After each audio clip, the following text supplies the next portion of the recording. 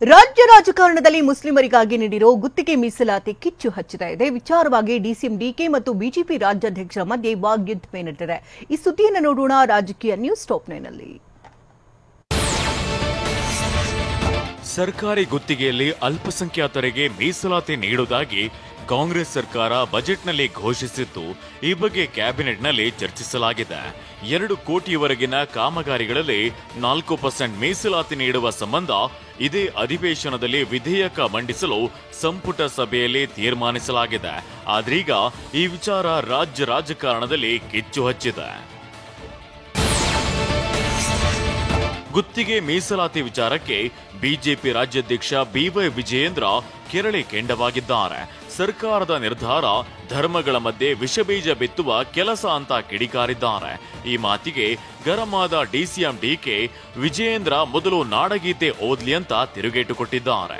ಕಾಂಗ್ರೆಸ್ ಸರ್ಕಾರದ ಈ ನಿರ್ಧಾರ ಧರ್ಮಗಳ ಮಧ್ಯೆ ವಿಷಬೀಜವನ್ನು ಬಿತ್ತಕ್ಕಂತ, ಒಂದು ಒಡಕನ ಮೂಡಿಸ್ತಕ್ಕಂತ, ಒಂದು ಕಂದಕವನ್ನ ಮೂಡಿಸ್ತಕ್ಕಂತ, ಒಂದು ದುಸ್ಸಾಹಸಕ್ಕೆ, ಒಂದು ಕುತಂತ್ರಕ್ಕೆ, ಒಂದು ಷಡ್ಯಂತ್ರಕ್ಕೆ ರಾಜ್ಯದ ಮುಖ್ಯಮಂತ್ರಿಗಳು ಕೈ ಹಾಕಿರ್ತಕ್ಕಂಥದ್ದು ದುರ್ದೈವ. ಇದು ಈಗೇನು ಕುವೆಂಪುರವರ ಮಾತು ನಾಡಗೀತೆ ಇದೆಯಲ್ಲ, ಆ ನಾಡಗೀತೆನ ಸರಿಯಾಗಿ ಓದ್ಲಿ. ಅವರು ಯಾರ್ಯಾರು ಸೇರಿದ್ರೆ ಶಾಂತಿಯ ತೋಟ ಆಗ್ತದೆ ಅಂತೇಳಿ ಅವರು ವಿಜಯೇಂದ್ರ ಅವರು ಓದ್ಲಿ. ರಾಜ್ಯ ಸರ್ಕಾರದ ನಿರ್ಧಾರವನ್ನ ವಿಪಕ್ಷ ನಾಯಕ ಅಶೋಕ್ ಖಂಡಿಸಿದ್ದಾರೆ.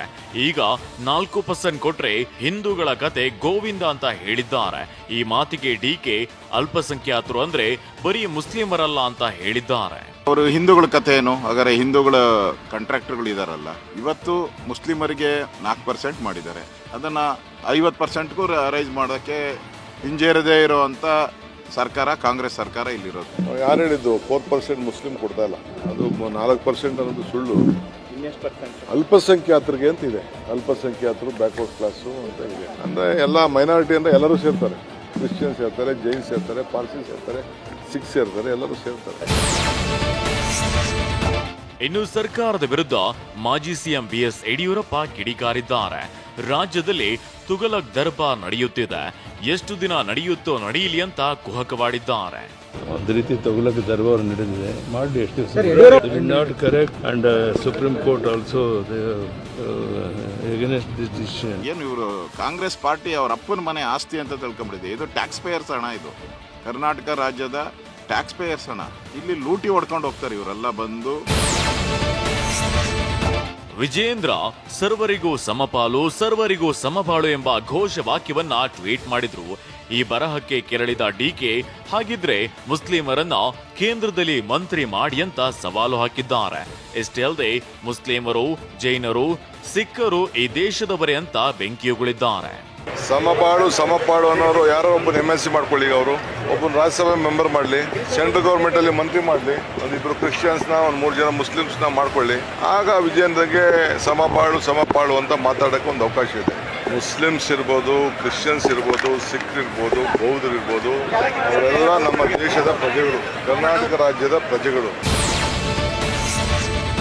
ವೀರಶೈವ ಲಿಂಗಾಯತ ಪ್ರತ್ಯೇಕ ಧರ್ಮದ ವಿರುದ್ಧ ಕೌಂಟರ್ ಕೊಡೋದಕ್ಕೆ ಯತ್ನಾಳ್ ಪ್ಲಾನ್ ಮಾಡಿದ್ದಾರೆ. ಜಾಗತಿಕ ಲಿಂಗಾಯತ ಮಹಾಸಭಾದಿಂದ ಹೋರಾಟಕ್ಕೆ ತಂತ್ರ ರೂಪಿಸಿ ಇದೇ ವೇಳೆ ಹಿಂದೂ ಕಾರ್ಡ್ ಬಳಸಲು ಸಜ್ಜಾಗಿದ್ದಾರೆ. ಯುಗಾದಿ ಬಳಿಕ ಕೂಡಲ ಸಂಗಮದಲ್ಲಿ ಬೃಹತ್ ಸಮಾವೇಶ ನಡೆಸಲು ನಿರ್ಧರಿಸಿದ್ದಾರೆ.